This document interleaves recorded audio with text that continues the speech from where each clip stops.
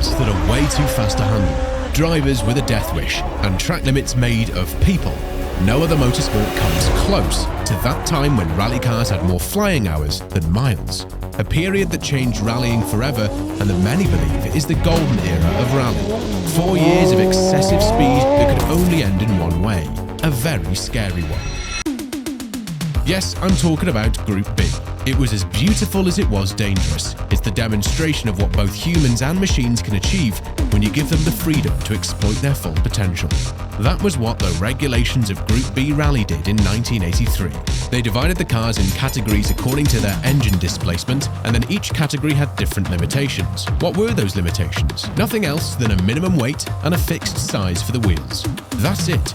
The only limit for horsepower was the sky, or how much boost the engine could resist, which apparently was a whole f***ing lot of boost.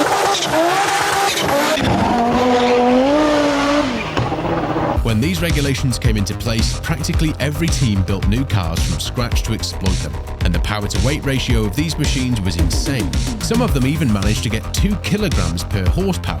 That's like taking the engine out of a Mustang and putting it inside a Ford Fiesta. One of the most iconic cars from the Group B era has to be the Audi Quattro. This square with 4 wheels is one of the most mean and evil things to come out of Germany since World War II. The first generation, introduced in 1981, was the first rally car to use 4-wheel drive, and they had an interesting way of advertising it.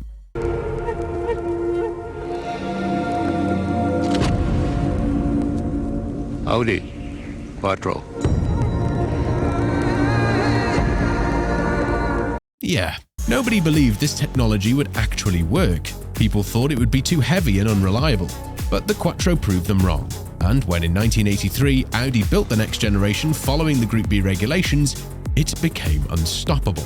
At first, it produced 450 horsepower out of a 5-cylinder engine, but eventually, with some turbo witchcraft, it managed to go up to 600 horsepower. Michèle Mouton, the first and only woman to win a rally stage, was one of the very few drivers that had the talent to drive this thing. 4-wheel drive was clearly superior. No other 2-wheel drive car could compete with it. So eventually, all the other teams also switched to 4-wheel drive cars.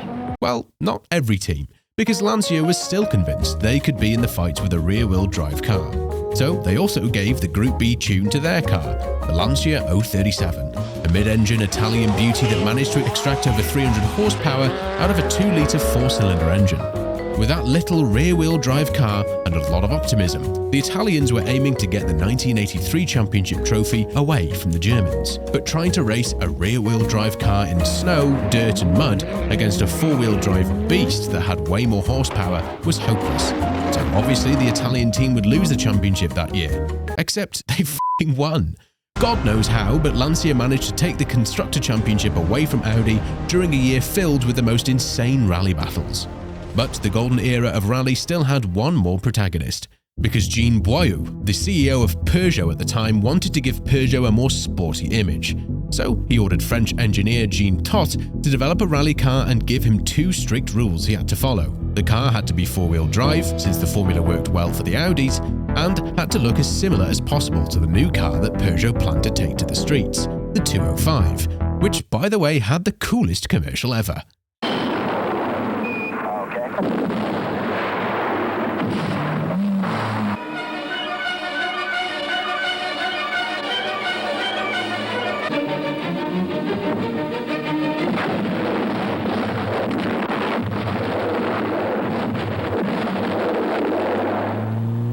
So Jean Todt took one of those 205s, put the engine in the back and added a massive turbocharger, among other things. The result? The most successful rally car of the entire Group B era, the Peugeot 205 T16.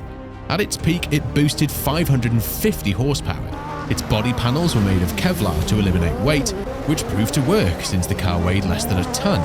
Once it entered the championship, it was pretty safe to say who the winner of every race was going to be. Just like Red Bull in F1 lately.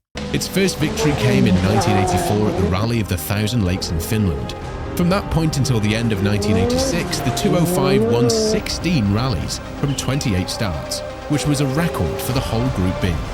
Everyone wanted to watch cars like this one screaming and jumping through the most challenging tracks in the world. Group B was by far the most exciting motorsport. but it also was a recipe for disaster.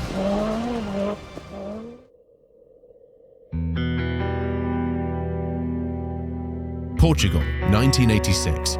Local driver Joaquim Santos was doing his best to control his car while avoiding the occasional spectators that were standing very close to the road.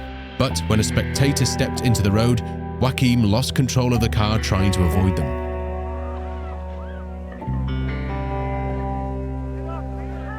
Two children and a woman died on the spot.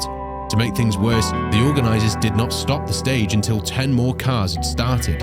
The stage was 5 kilometers long and the accident happened around 4 kilometers from the start, meaning the delay in stopping was too long. This unfortunate event became the beginning of the end of Group B. Sadly though, it wasn't the only tragedy that would happen that year, because just 2 months later, in the island of Corsica, there was an accident that forever would seal the fate of Group B. Known as the 10,000 Turns Rally, the road was filled with twisty mountain curves that wouldn't forgive even the smallest mistake. Just a year earlier, an Italian driver had died on this unforgiving stage, and in 1986, Henri Tovonen and his co-pilot Sergio Cresto were tragically killed when their Lancia Delta S4 left the road on a left-hand corner.